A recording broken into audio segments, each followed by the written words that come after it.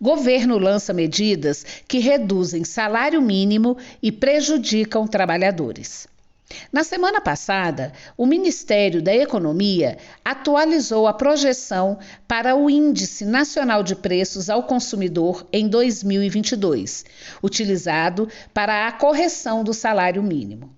A projeção do boletim macrofiscal, divulgado na quinta-feira, 15/9, passou de 7,41% para 6,54%. Se esse percentual previsto se confirmar e não houver mudança na metodologia de cálculo, o reajuste do salário mínimo deste ano também será menor do que o estimado anteriormente.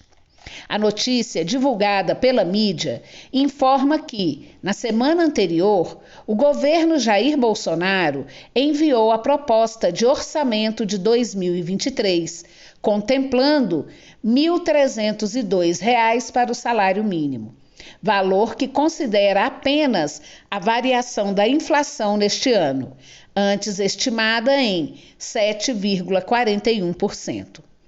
Como recuou da projeção do INPC, o valor do salário mínimo também deve ficar cerca de R$ 10 menor do que a última projeção. Se a inflação medida pelo INPC no acumulado de 2022 for diferente da estimativa, o governo federal poderá rever o montante. A política de preços do país e de reajuste do salário mínimo afeta não só os salários dos trabalhadores da iniciativa privada, mas as remunerações dos servidores públicos, sobretudo os da educação. Aliás, essa revisão do valor da inflação é uma medida temporária para favorecer o candidato do PL nas eleições de 2022. Uma nota técnica do Departamento Intersindical de Estatística e Estudos Socioeconômicos, elaborada e divulgada em agosto, mostra que as medidas tomadas recentemente pelo governo federal podem não surtir os efeitos desejados, até porque diversas dessas medidas têm caráter provisório, além de prejudicarem fortemente setores essenciais da vida do brasileiro, como é o caso da educação e da saúde. Entenda por que as medidas para conter a inflação não têm efeito.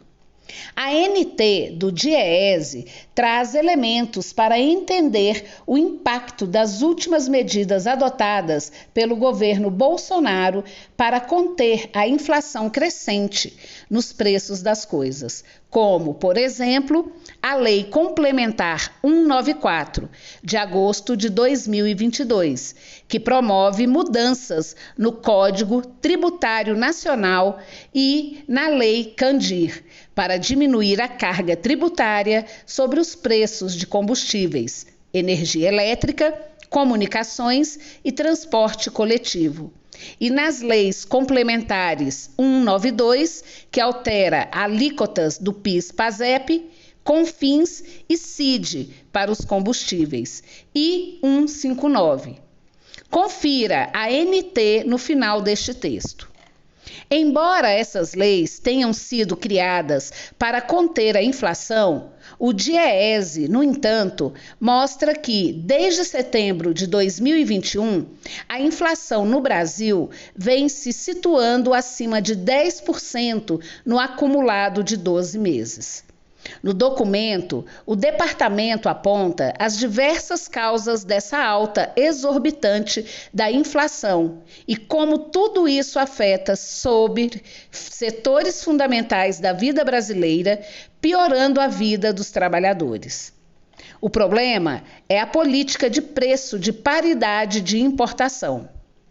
A NT revela que as causas que provocam a inflação, não só no Brasil, mas também no mundo, têm relação com a desorganização das cadeias produtivas de insumos e de matérias-primas e que, em grande medida, se deve aos efeitos da pandemia da Covid-19 e, mais recentemente, da guerra da OTAN, da Ucrânia contra a Rússia.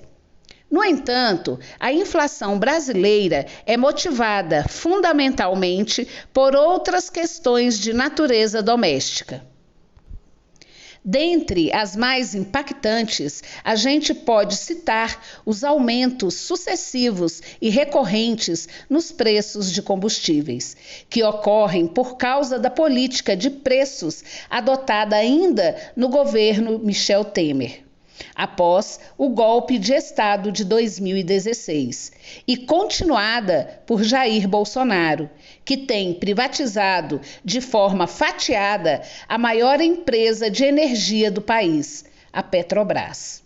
Estamos falando da chamada política de paridade de preços de importação, que dolarizou o petróleo brasileiro para assegurar o lucro de acionistas privados, tais como banqueiros, rentistas e empresas estrangeiras.